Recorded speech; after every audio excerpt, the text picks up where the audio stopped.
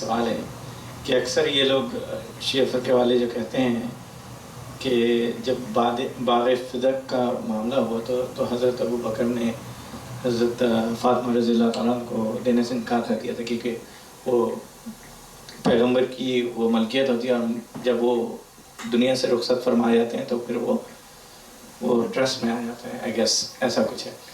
تو پھر یہ حوالہ لاتے ہیں حضرت عائشہ رضی اللہ تعالیٰ عنہ کا کہ جس مکان میں تھیں وہ رسول اللہ صلی اللہ علیہ وسلم کی پراپرٹی تھی، تو وہ انہی کے پاس تھی، ایسا کچھ کہتے ہیں۔ تو اس میں ذرا حضرت اگر غور فرمائیں۔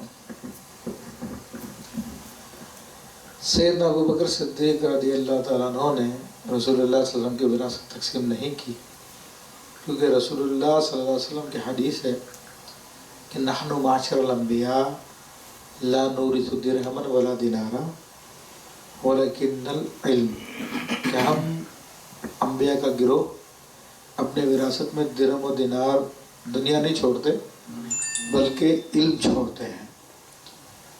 یہ حدیث شریف شیعوں کی کتاب کافی، جو ان کی مین کتاب ہے ان کے مذہب کی، اس میں بھی موجود ہے۔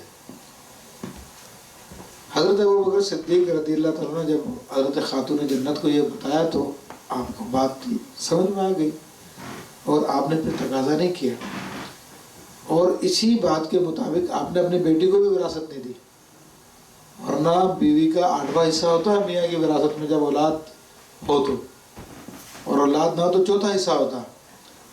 تو آپ کی بیٹی بھی رسول اللہ صلی اللہ علیہ وسلم کی زوجہ محترمہ تھی، ان کو بھی آپ نے وراثت نہیں دی۔ جہاں تک اس بات کا تعلق ہے کہ وہ رسول اللہ صلی اللہ علیہ وسلم کے حجرے میں رہتی رہیں، تو اس کی میں وضاحت کر دوں۔ ایک تو بات ہی غلط ہے، کیونکہ حضرت ابو بکر صدیق نے یہی فرمایا تھا کہ یہ جو رسول اللہ صلی اللہ علیہ وسلم نے باغ فدق چھوڑا اور دیگر چیزیں چھوڑی، یہ اسی طرح چلتی رہیں گی جس طرح رسول اللہ صلی اللہ علیہ وسلم نے چلائی تھی۔ جو خاتون جنت کو حصہ باغ فدق سے اس زمانے میں ملتا تھا وہ آپ نے جاری رکھا، جو حضرت عباس رضی اللہ تعالیٰ کو ملتا تھا وہ آپ نے جاری رکھا، جو حضرت علی کو ملتا تھا وہ آپ نے جاری رکھا، جو ازواج مطہرات امہات المومنین کو ملتا وہ آپ نے جاری رکھا۔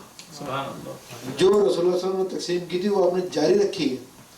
یہی حضرت عمر فاروق نے جاری رکھی، یہی حضرت عثمان غنی نے جاری رکھی۔ پھر جب حضرت علی رضی اللہ تعالیٰ تشریف لائے، ان کی خلافت آئی، تو آپ نے بھی کوئی تبدیلی نہیں کی، آپ بھی اسی طرح جاری رکھے ہیں۔ جو رسول صلی اللہ علیہ وسلم نے مقرر کیا تھا اسی طرح آپ نے جاری رکھا، ورنہ مولا علی کے زمانے میں تو آگے تھا نا، مولا علی تو کر سکتے تھے، لیکن ان کے سامنے بھی جب وہ حدیث آئی تو آپ نے پھر دوسری بات یہ کہنا کہ جناب وہ تو اسی حجرے میں رہتے رہیں، یہ بھی غلط ہے، جھوٹ ہے۔ جب رسول اللہ صلی اللہ علیہ وسلم اس حجرے میں رہائش پذیر ہو گئے تھے تو اس میں تو پھر کسی اور کے لیے جگہ ہی نہیں بچی تھی۔ رسول اللہ صلی اللہ علیہ وسلم کا حجرہ مبارکہ 8 ہاتھ لمبا تھا، 4 ہاتھ چوڑا تھا۔ ام المؤمنین عائشہ تو صدیقہ رضی اللہ عنہا فرماتی اس کی دیواریں اتنی تھیں کہ جب سورج ڈوبتا تھا ہم اندر سے کھڑے ہو کے سورج کو ڈوبتے ہوئے دیکھ لیا کرتے تھے۔ چھت اتنی اونچی تھی ہاتھ لگا سکتے تھے۔ حضور علیہ الصلوۃ والسلام رات کو جب تہجد پڑھا کرتے ہیں نوافل میں تو ام المؤمنین عائشہ تو صدیقہ آپ کے سامنے لیٹی ہوا کرتی تھی نماز میں، جگہ نہیں تھی ہوتی تھی، اور کوئی بخاری شریف کی حدیث ہے جب حضور سجدے میں جاتے تو ان کے پاؤں پہ ہاتھ لگاتے وہ پاؤں سے گڑ لیتی، حضور علیہ السلام سجدہ کرتے، وہ حجرہ تو تھا اتنا بڑا۔ جب حضور علیہ الصلوۃ والسلام کی اس میں قبر انور بن گئی تو کس کے رہنے کی جگہ بچی ہے اس میں؟ یہ بھی ایک ان لوگوں کی شیطانیت ہے، شیطان ہے یہ لوگ، ایسی الٹی سیدھی باتیں کھینچ کے لے کے آتے ہیں۔ تو اللہ تعالیٰ دیکھو ان کی باتیں سننی نہیں چاہیے، سننے سے ٹھیک ہے آپ اپنے عقیدے پکے صحیح، لیکن ایک خلیج تو ڈال دی نا اس میں۔ ابھی آپ نے پوچھا تو خلیج دور ہو گئی، ورنہ اتنے عرصے تو رہی ہوگی خلیج۔ تو یہ ان کا معاملہ ایسا، دیکھو اپنے علم پہ ناز نہیں کرنا چاہیے۔ مسلمانوں کے عظیم امام احمد بن حنبل رضی اللہ تعالیٰ عنہ، پتہ کتنا بڑا ان کا مقام تھا حدیث میں؟ 10 لاکھ احادیث ان کو زبانیں یاد تھی۔ کتنی؟ 10 لاکھ احادیث، یہ ان کا عالم تھا۔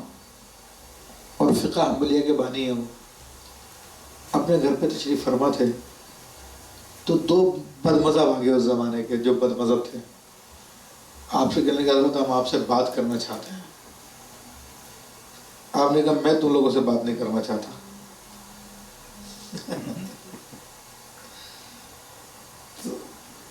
انہوں نے بات کیا، آپ نے منع کر دیا، نہیں میں تمہاری بات نہیں سنوں گا. پھر کہا حضرت ہم قرآن کی آیت سنانا چاہتے ہیں. آپ نے کہا میں تم سے قرآن بھی نہیں سنوں گا. ہم تو کہتے ہیں نا اپنے بچوں کو بھیج دو یار قرآن تو پڑھنے جا رہا. کتنے آپ کے بچے سنی بچے ان کے پاس قرآن پڑھ کر ان کے مذہب کے مبلغ بن چکے ہیں. آپ کے علم ہے نا. امام احمد بن حنبل کیا فرما رہے ہیں؟ میں تم سے قرآن بھی نہیں سنوں گا. تو نے کہا نہیں حضرت قرآن تو سن لیں. انہوں نے قرآن پڑھنا شروع کیا. امام احمد بن حنبل نے اپنے دونوں کانوں میں انگلیاں ڈالی. جب تک وہ پڑھتے رہے آپ نے کانوں میں انگلیاں ڈالی رکھی. پھر وہ چلے گئے تنگ آ کے. تو آپ کے بیٹے نے پوچھا حضرت آپ نے بات کیوں نہیں کی ان سے؟ کہا کہ میں نے اس لیے بات نہیں کی کہ ممکن ہے وہ دلائل دیتے ہیں اپنی بد مذہبی پر، ان کی کوئی بات میرے دل میں بیٹھ جاتی میں گمراہ ہو جاتا. مجھے تو اپنے ایمان سے بڑا پیار ہے، میں نے اپنے ایمان کی حفاظت کی. کہا حضرت وہ تو قرآن سنا رہے تھے. کہا قرآن سناتے اس کی تفسیر میں ایک دو لفظ ملا دیتے تو اور میں سن لیتا ہوں، میرے دل میں گمراہی بیٹھ جاتی پھر کیا بنتا، میری تو آخرت تباہ ہو جاتی.